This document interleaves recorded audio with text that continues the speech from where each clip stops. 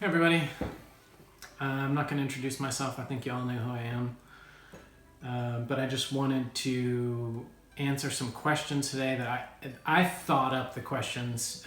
Some of them are in response to a recent TDB video, which is definitely worth watching. Check it out. And then just some other some other things that I've been kind of thinking about and formulating and wanted to kind of put the questions out there and then answer them, obviously how I'd answer them. Because I think that there's a lot of, kind of debate going on just around teas and aging teas and, who's qualified to age teas or who's qualified to make teas and all this kind of stuff. And I just wanted to talk a little bit about that, how teas are sold, how teas are being branded, both by me and others in the Chinese market as well. So, but yeah, it's just a few different questions here I'm going to go through. So I've got my little list here, so no secret. I'm just looking down at my list here. Why don't you sell more aged pu-erhs? And this is something that TDB was talking about, and I think it's definitely a good question worth answering. My take on it, which is, well, it's two things. For one, I do sell quite a few aged pu-erhs, but I do find that that finding aged pu-erh teas, especially Xiaguan pu-erh, raw pu-erh, that is good and legitimate, like it is what it is. It is what they say it is, and having it be affordable and being able to have some like supply on it. I mean, we don't sell tons of aged stuff in huge quantities because of the price, but generally, I mean, it's true. Like I think James pointed out in the TDB video that like a 90s 7542 is well over $1,000. And there's even some early 2000s dye teas that are in the thousands of US dollars, and they're not even 20 years old. So for me, I have access to those teas, but I've never really sold them simply because the market's not there. The people in the Western market don't spend that kind of money on teas. And even if they did, I'd be very wary about shipping them through the mail, given how international shipping can just turn into a total debacle like in a second. So for me, I'm always trying to find a balance. So they need to be aged teas, they need to be clean. I'm not a big hyper wet storage fan, and those typically the more aged teas are often the more wet stored teas, or at least and that's often as they appear. I will also say that legitimate, good aged pu-erhs that are, say, really from Menghai Tea Factory or really from Xiaguan, especially pre-2000, are just really expensive. So again, I think a lot of it is, instead of trying to pay for aging, I'm kind of really encouraging people now, and this goes into the next question, to age teas themselves, and to familiarize themselves with teas that are of quality that they can age. Of course, we'll always offer aged teas, and if we're able to offer ones that fit that profile of being a good price to quality relationship, we'll offer them. It's definitely difficult. And once you get into the really high dollar items, several $100s a cake or $1,000 or $2,000 a cake, the expectations of the consumer, the people who are buying these and drinking these teas, it just goes up exponentially too. So even if you've offered something that you feel 100% confident is legitimate, it doesn't mean that the person buying it may be stored differently than the one that they had that they got in Hong Kong or whatever. So, that's a difficult, it's kind of this razor's edge that you walk when you're dealing in aged pu-erhs, especially aged Shengcha. So,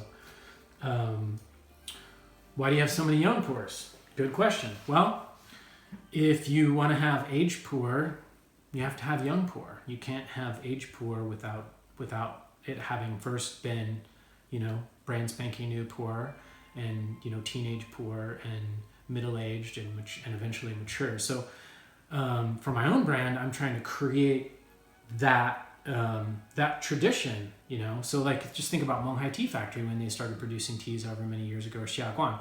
They had year one. And then they, of course, at the time, they weren't actually, you know, branded Menghai or Xiaguan. They were just part of the state-owned tea factories, Zhongcha or whatever you want to call it. But the point that I'm making is, so we started making teas in 2009, and every year we're going to keep making teas. And for many, many years, it's going to be lopsided. And that's the nature of the beast when you're creating, you know, a brand of tea that is going to have a long history. You have to start its history.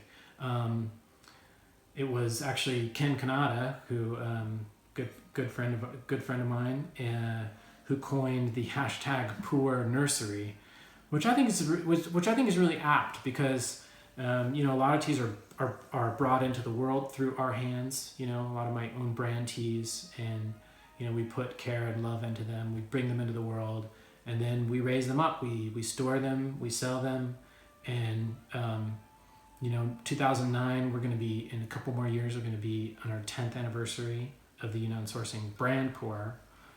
So, you know, once, you know, we hit those milestones, and then you'll start to say, oh my gosh, look, there's a 15-year and a 20-year, and maybe, who knows, a 25-year-old Yunnan sourcing brand Pu-erh. So, you know, it's going to be lopsided, you know, and then the amount of money, time, energy and investment of money into creating a line of teas, you know, that you're going to be making them, selling them every year. Because year one, yeah, most people aren't going to prefer to drink year one, brand spanking new sheng tea. Some people will and some people won't.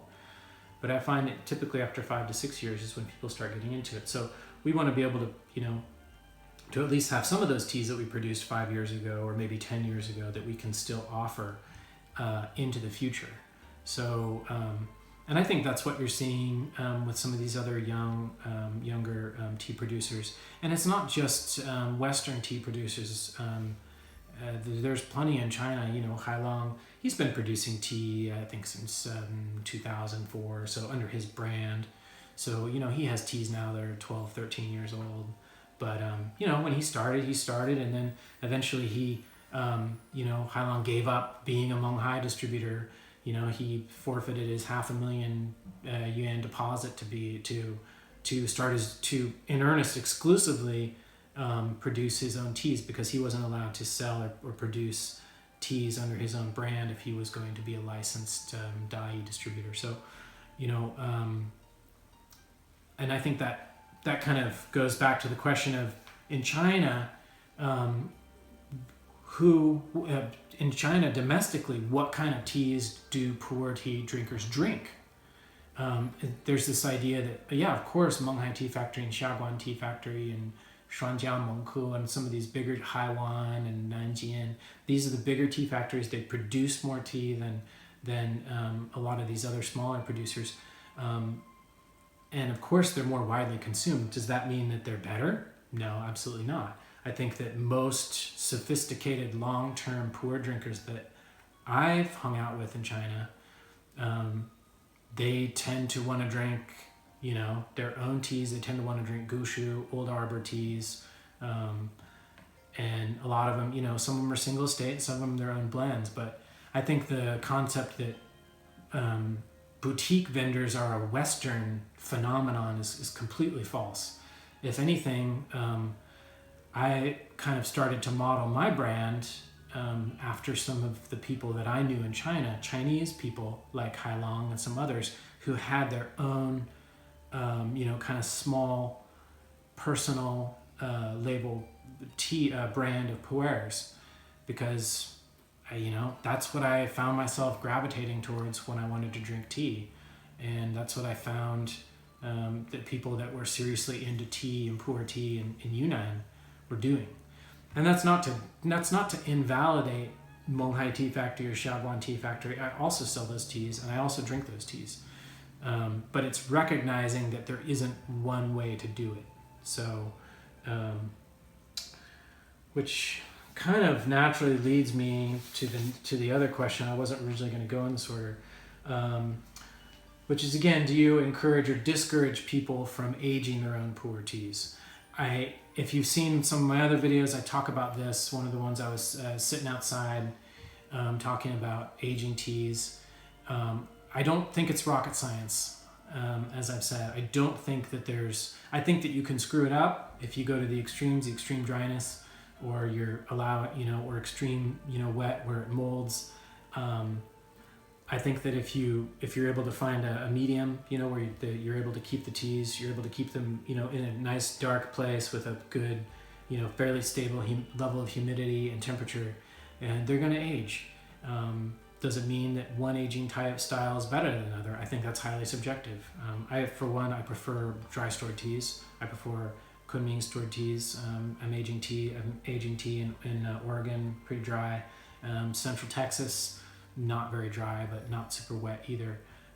Probably a little wetter than Kunming. So again, I think that, instead of forcing yourself to say, hey, I'm going to put these old teas on a pedestal, and they're great. There's some great teas out there, and I don't discourage people from trying some aged teas. From some of these famous producers, some of these big producers, to understand them. But that doesn't mean that we have to make that everybody from the time since then has to try to model themselves and their productions after these original productions, because you're just not going to recapture that spirit. It's like music, you can't recapture the spirit of like the 1970s, 1960s, Congo music, Congolese, Sukisa and these kind of things. And I know that's a strange comparison, but you can't really recapture the past because it's not there to recapture. So I think that, again, I think that we really have to look at it in terms of there isn't an absolute right or wrong, and that people are deriving pleasure from both big factory teas and small single estate teas, and teas that were aged in a wet or a traditional storage condition, and teas that were aged in a more dry condition, or teas that were aged in places that we've never seen aged pu-erhs coming out of. I don't think that, I have a lot of confidence that pu-erh tea is versatile enough and strong enough that if you avoid these extremes, it's going to come along nicely. Of course, and again, I think I pointed out in my other video about aging is that there's not a pinnacle. There's not an absolute pinnacle that we're going. It's the adage, the old backpacker adage, which is true. It sounds very cliche, but it's the journey, not the destination. And I think that if you make the destination the whole point of your pu-erh tea aging and collecting, then you're going to be disappointed, because we don't have control over everything. We don't know everything. And simply creating this kind of like future hope that this is going to be this, that, or the other thing, or trying to age tea to recapture this past and have this, I don't think that that's that approach is one that we should take. So let's go on here. So this is a good one, and probably going to be controversial too. Why would someone choose your YS Brand Pu-erh versus a large factory tea like Dai, Menghai Dai, or Xiaguan, or something like that? That's a good question. So the idea that that pu-erh produced only by large tea growers or only by large producers like Menghai Tea Factory, somehow, it used to be that they were the only ones that really know how to do ripe tea. Since then, that knowledge has spread, and there are many people who know how to do that. But raw pu-erh is even more simple in terms of its processing. And correct processing of raw pu-erh is not that complicated and not that difficult to achieve. It's actually, in my opinion, a lot of the, so typically large tea factories, they do two different things, which is they buy tea. A lot of them will buy tea from existing growers, or or plantations that produce tea. So those plantations will produce the tea, and then they'll sell it as Mao Cha, uncompressed tea, to these larger tea factories. So in that sense, I could go and buy those teas also, and they would be the same. So again, relying on the growers or the local processing, people to process that tea correctly. So I don't think that in that sense that there's any advantage or disadvantage that a tea factory would have versus me. The advantage that I would have is that I could reject a batch, or I don't have contracts to buy all the tea from this certain area over a certain period of time. Like a lot of these large tea factories, they'd have a hard time rejecting batches. They typically will just, kind of take maybe an inferior tea and blend it with a better tea to get a better average. The other thing that large tea factories often do is they do have their own plantations, and they do a lot of the processing themselves. My experience is that their processing, while it's fairly consistent, it often tends more towards being having green tea aspects to it because of the guantong, the tumblers that they use to mass process the Mao Cha. So again, I don't think that's necessarily a bad thing, but is it an advantage compared to a tea that was processed by a family or a local village cooperative where the tea is hand processed, hand fried in a wok, hand rolled in a lot of cases, and sun dried, So, and again, I have the ability to say, I don't want this tea. I'm rejecting this tea because it hasn't been processed correctly, or it's has little burnt bits. So again, this idea that somehow that large tea factories would be better at providing quality tea, to me it just seems completely absurd. If anything, they have a lot of motivation to keep the price down. They have huge marketing campaigns. They have huge, and of course, I'm not saying that we don't need these larger tea factories, or that they don't produce good teas. But again, I don't think that they have they don't have the exclusive ability to create quality tea. And I think that if you've drank enough of, like some of these smaller producers like my own, or White Tube Tea, Crimson Lotus, Lang Hao, that you'll find that that's just not the case at all. So I know that there's been a little bit of some people that have said that people that smaller producers shouldn't even bother. That's just completely off base.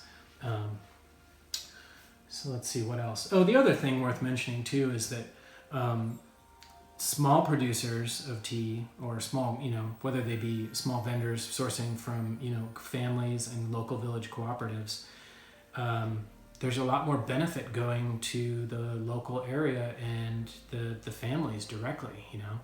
When I buy tea from growers, they get the money. That's it. It doesn't go it goes to them directly. If it's a village cooperative that I buy tea from, they buy the fresh leaves from the growers, and there's just it's a much tighter supply chain, and the benefit of the money is going to them versus these large tea factories, which often have leasehold on land, or large plantations where they have workers and they have and that's fine, but it's a different thing. So again, I think when you're buying tea, you're also supporting a business, and you're supporting a business that's involved in tea. You're also directly and indirectly influencing local economies. So that's something to consider. The other thing to consider is that a lot of these smaller tea growing operations, like family gardens and local village tea gardens, especially ones that we work with because we make it a priority, because we want to source clean teas, is the local environment, and the areas in the tea gardens are allowed to be biodiverse. They're not just endless rows of tea with no, with people spraying, Roundup or whatever. There's weeds, there's, there's goats, and there's, it's integrated with, typically with, the life there, and there's biodiversity going on. So, versus a large plantation where it's just monoculture as far as you can see. I don't know if anybody's ever been like Pu-erh, that area, or Dadugang, which is just as you're headed down into Jinghong and that area. And it's just miles and miles and miles of monoculture tea plantations. And again, I don't want to be too judgmental about that, but I think people can make the choice that they want to make about, whether they want to support that. We sell Menghai Tea Factory teas. We sell Xiaguan teas. And, to me, that's a vote of confidence saying we sell those teas. We know that those teas are appreciated by people. So it's not one or the other. I respect those traditions, but I don't think that they have to, that we all have to follow in their footsteps. And really there's no point because they're doing it. So, this allows for the creative expression of these smaller tea companies, and I think that's a good thing. I don't think that there's a one right way. So another question. Answer that one. 20 years in the future, which brands that produced raw pu-erhs in the 2010s will be seen as having produced classic teas? So again, that's going back to what we just talked about. I think it's going to reflect the what people like and what people value. I don't think there's going to be absolute agreement, especially now with the internet age. There's never going to be an agreement about which teas are classic teas. There are going to be some popular teas. There are going to be some teas that are talked about. Some of these, like Menghai Tea Factory production, some of their more exclusive ones, some of the the more high-end blends, or their Yiwu versions, or their I know they do Balang cakes and they do some other ones, and Xiaguan, some of these XY productions, Ye Binghuai, and some of the Fei Tai productions, and some of these higher-end Dai teas, I think, are going to be classics and they're going to be sought after. Some of the Chen Hao producer that became famous by kind of trying to lock up Lao Banjiang, and Fujin Pu-erh, and also people like Lang Hao. He produces just mind-boggling teas. He's kind of a nut, and he puts all of his energy into producing high-quality teas. Yunnan sourcing. We're going to have some classic teas out there too. I have no doubt. We have some great teas people love. They're aging well, and they're going to be classics. White tea, they're going to be some classics. People are going to love some of those teas in the future. And Crimson Lotus, I think anybody who's producing tea, and they're following, like they have a method that works. Dai, Menghai, these big tea factories, they have a way to blend and create teas that are going to work and they're going to age well. And I think that I don't think that it's their exclusive domain either. As I mentioned, smaller producers like myself can produce high quality teas, and they're going to be, sought after. Most of these teas, I can't speak to some of the other Western vendors, but I would imagine that most of their production runs for their Sheng pu'erhs are, typically less than 100 kilos per type, So I know for me, typically, 60 kilos, even down to 10 kilos that I produce for one wrapper. So, how rare these teas are, is a huge factor as well, and they will be sought after, and they are a good investment, and they will taste good. I have no doubt in my mind. So I hope I've answered that question. Let's see here.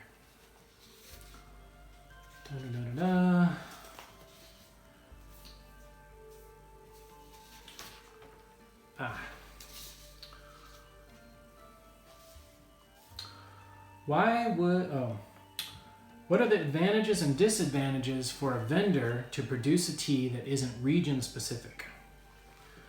So what are the advantages and disadvantages to produce a tea that is not region specific?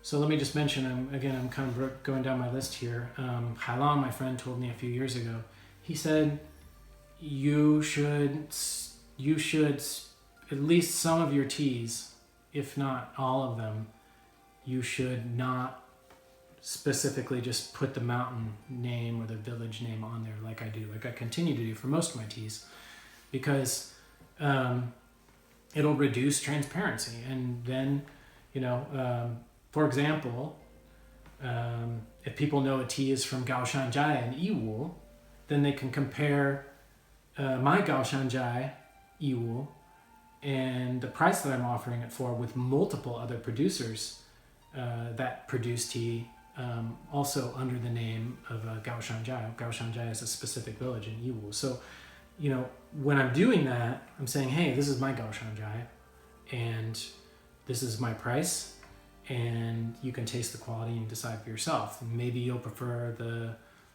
Hailang version, or maybe you'll prefer the Chengshenhao version, or maybe you'll prefer the Yulin Chahang version, which is another Chinese producer with some pretty high-end teas.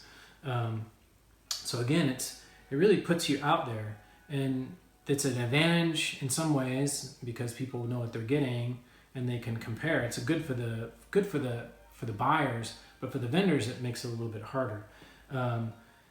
Example being, Mao Cha prices for a lot of these different areas are often posted online, both in the Chinese and then sometimes in the English-speaking, internet forums or online or whatever.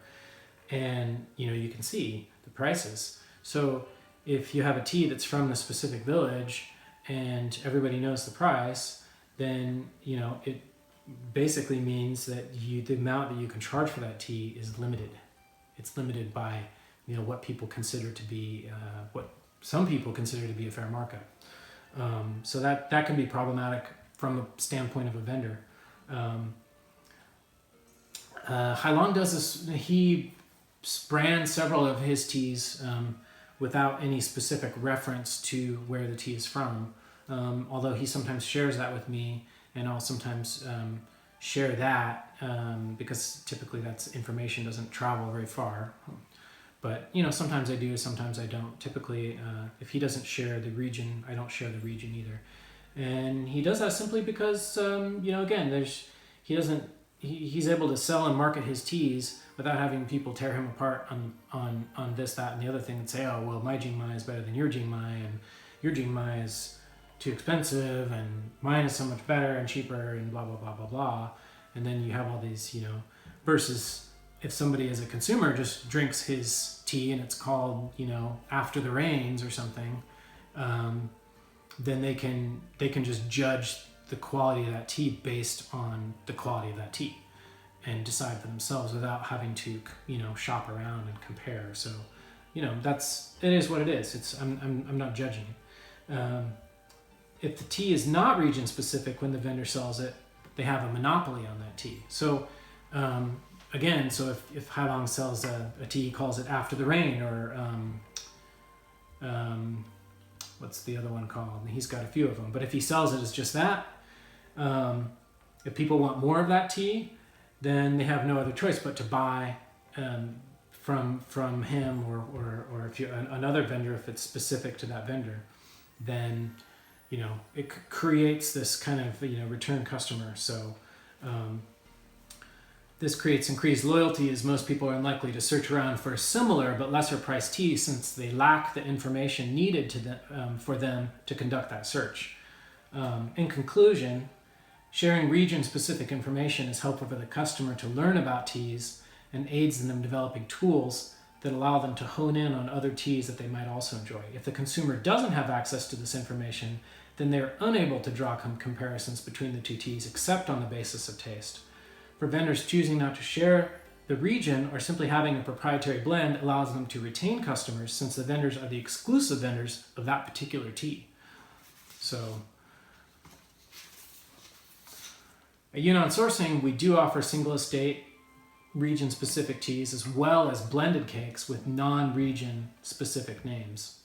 Non-region specific names, in other words, names that don't point back to the region. We think that both single estate and blended teas are worthwhile, and that even single estate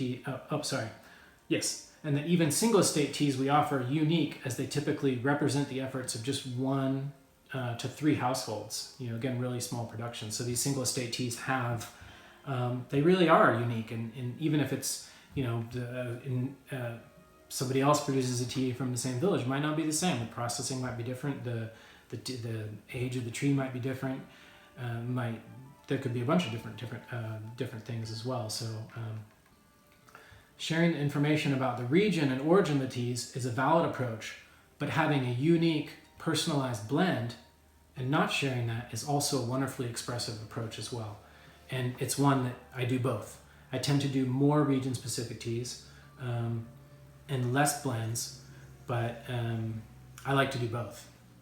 The blends, to be honest with you, they take a little more time and a little more planning. So that's, you know, but that's about it. There are some other things I was going to cover, but that will be for another video.